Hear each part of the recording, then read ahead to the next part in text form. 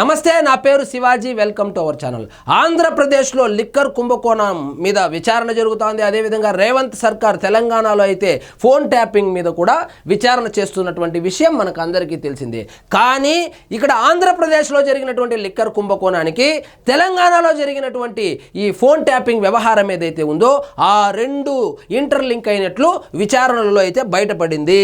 అదేమిటంటే Telangana phone tapping వ్యవహారంలో ప్రధాన నిందితుడుగా ఉన్నటువంటి శ్రవణ్ రావుకు ఆంధ్రప్రదేశ్లో లిక్కర్ స్కామ్ జరిగినటువంటి కొంతమంది నిందితులు ఎవరైతే ఉన్నారో వాళ్ళ మధ్య అవినాభావ సంబంధం ఉన్నట్లు, ఈ మొత్తం వ్యవహారంలో జగన్మోహన్ రెడ్డి గారికి కేసీఆర్ గారు హెల్ప్ చేసే షర్మిల ఫోన్ ట్యాప్ చేసినట్లు, ఒక షర్మిల ఫోన్నే ట్యాప్ చేశారా లేకపోతే మద్యం తయారీదారులు ఎవరైతే ఉన్నారో వాళ్ళ ఫోన్లు కూడా ట్యాప్ చేసి బెదిరించి భయపెట్టి ఆ మద్యం కంపెనీలను రాసుకున్నారా అనేటువంటి విషయం మీద కూడా దర్యాప్తు అయితే జరుగుతోంది. ఇక్కడ చూడండి, దోస్త్ మేరా దోస్త్, వైసీపీ బీఆర్ఎస్ అవినాభావ సంబంధం. ఈ లిక్కర్ కుంభకోణంలో వచ్చినటువంటి డబ్బులు ఏవైతే ఉన్నాయో ఇప్పుడు అరెస్ట్ అయినటువంటి నిందితులు హైదరాబాద్ పరిసర ప్రాంతాల్లో ఇన్వెస్ట్మెంట్ కూడా చేసినట్లుంది, రియల్ దందా కూడా నడిపినట్లు తెలుస్తా ఉంది. రెండు చోట్ల దర్యాప్తులో బయటపడుతున్న విషయాలు. జగన్ కోసం నాడు షర్మిల ఫోన్ ట్యాపింగ్, మద్యం కేసులో నిందితులకు ట్యాపింగ్ శ్రవణ్ రావు ఆశ్రయం, తన దుబాయ్ ఫ్లాట్లో ఆతిథ్యం, లిక్కర్ సొమ్ముతో తెలంగాణలో భూములు కొన్న రాజ్ కసిరెడ్డి, లావాదేవీలకు నాటి బీఆర్ఎస్ సర్కారు సాయం. ఈ మొత్తానికి ఎందుకు జగన్మోహన్ రెడ్డి గారు కేసీఆర్ గారి గురించి మాట్లాడరు, ఎందుకు కేసీఆర్ గారు జగన్మోహన్ రెడ్డి గారిని వెనకేసుకొని వస్తారంటే వీళ్ళది అవినాభావ సంబంధము, ఇది ట్యాపింగ్ సంబంధము, ఇది లిక్కర్ కుంభకోణానికి సంబంధించినటువంటి సంబంధము. బీఆర్ఎస్ పార్టీ ఈ రోజు ఓడిపోయిందంటే దానికి కారణము కల్వకుంట్ల కవిత గారు లిక్కర్ కేసులో ఇరుక్కోవడము. మరొక లిక్కర్ కేసు కూడా బీఆర్ఎస్ మెడకు చుట్టుకునేటట్లు కనబడతా ఉంది. ఒక లిక్కర్ కేసుతోనే అధికారం కోల్పోయింది, గల్లంతైపోయింది పార్టీనే. మరొక లిక్కర్ స్కామ్ కూడా బీఆర్ఎస్ పార్టీ మెడకు చుట్టుకుంటే ఇక పరిస్థితి ఏ విధంగా ఉంటుందో ఒక్కసారి ఊహించుకోండి.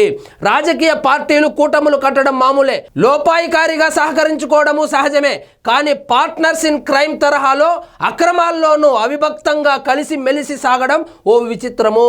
సో అక్రమాల్లో కూడా కలిసి మెలిసి సాగేది ఏ పార్టీలు ఇంతవరకు భారతదేశంలో అయితే చేయలేదు. కానీ బీఆర్ఎస్ మరియు జగన్మోహన్ రెడ్డి గారి వైఎస్ఆర్సీపీ రెండు కలిసి రెండు రాష్ట్రాల్లోనూ అవకతవకలకు పాల్పడ్డాయని కూడా చెప్పుకొచ్చారు.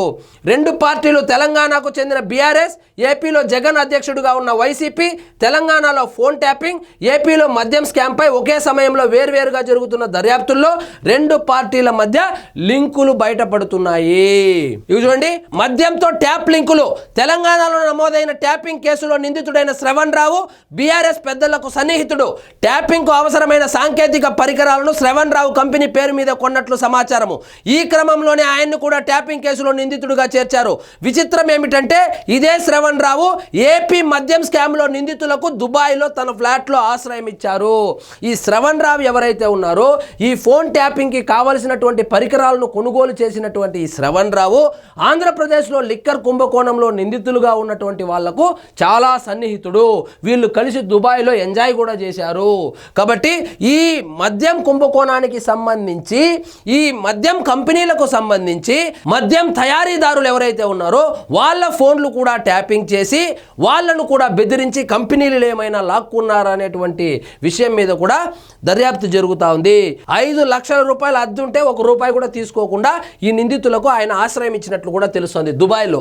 ఏపీ లిక్కర్ సొమ్ముతో తెలంగాణలో ఆస్తులు.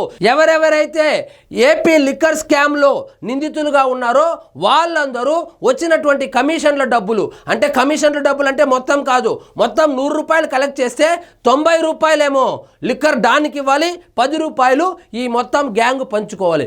ఆ వచ్చిన 10 రూపాయలతోనే, అంటే 10 రూపాయలు అంటే 10 రూపాయలు కాదు, ఆ వచ్చిన 10%తోనే వీళ్ళు హైదరాబాద్ పరిసర ప్రాంతాల్లో భారీగా రియల్ ఎస్టేట్ వ్యాపారాలు చేసినట్లు కూడా విచారణలో బయటపడింది. సో జగన్మోహన్ రెడ్డి గారి చెల్లెలు ఫోన్ ట్యాపింగ్ ఒకటే కాకుండా లిక్కర్ కుంభకోణానికి సంబంధించినటువంటి కీలకమైనటువంటి వ్యక్తులు ఎవరైతే ఉన్నారో, లిక్కర్ తయారీదారులు ఎవరైతే ఉన్నారో వాళ్ళ ఫోన్లు కూడా ట్యాపింగ్ ఏమైనా గురి అయ్యాయా, ఆంధ్రప్రదేశ్ లిక్కర్ స్కామ్ కు మరియు తెలంగాణలో జరిగినటువంటి ఫోన్ ట్యాపింగ్ కు మధ్య లింక్ ఏంటి అనేటువంటి అంశం మీద కూడా విచారణ మొదలైంది. ఆల్రెడీ షర్మిల గారి ఫోన్ అయితే ట్యాపింగ్ అయిందని చెప్పి షర్మిల గారే చెప్పారు.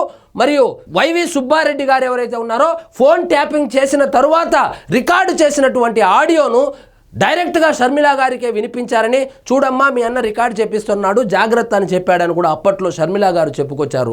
సో షర్మిల గారి ఫోన్ ట్యాప్ అయినటువంటి విషయం మనకు అందరికీ ఎప్పుడో తెలుసు. కానీ ఇప్పుడు కొత్తగా ఆంధ్రప్రదేశ్లో జరిగినటువంటి లిక్కర్ కుంభకోణానికి తెలంగాణలో జరిగినటువంటి ఫోన్ ట్యాపింగ్ వ్యవహారానికి లింకు కూడా ఉన్నట్లు విచారణలో అయితే బయటపడుతూ ఉంది. సో చూడాలి మరి బీఆర్ఎస్కు కూడా ఆంధ్రప్రదేశ్ లిక్కర్ స్కామ్లో ఏమైనా పాత్ర ఉందా? ఎందుకంటే ఆల్రెడీ కల్వకుంట్ల కవిత గారు లిక్కర్ స్కామ్లో జైలుకు కూడా పోయి రావడం జరిగింది. సో అదే తరహా స్కామ్ కాబట్టి మిగతా ఎవరైనా బీఆర్ఎస్ పెద్దల యొక్క హస్తం ఉందా లేదా అనేది కూడా విచారణ జరుగుతోంది. త్వరలో బయటపడేటువంటి అవకాశాలు కూడా కనబడుతోంది. సో ఇదండి ఈరోజు మన టాపిక్. మీకు ఈ వీడియో నచ్చినట్లయితే లైక్ చేయండి, షేర్ చేయండి, ఛానల్ మాత్రం సబ్స్క్రైబ్ చేసుకోవడం మర్చిపోవద్దు.